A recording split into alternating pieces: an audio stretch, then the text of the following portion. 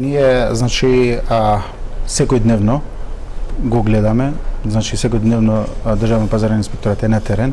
На крајот на овој месец ќе направи уште еден извештај. На крајот на јуни, така? Да, на овој месец.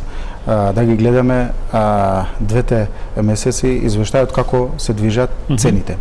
Ако се случува тоа што сум го кажал и на пресконференција, да имаме девијантно однесување од страна на трговците, производителите и дистрибутерите, било кој, тоа што сум го кажувал и го држам тој став дека ќе донесеме по-ригорозни мерки.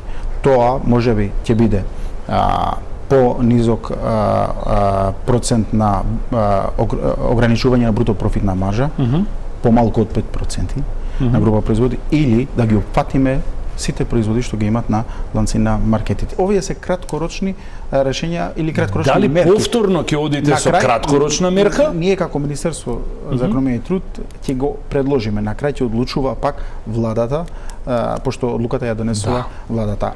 А за среднорочни решение ќе работи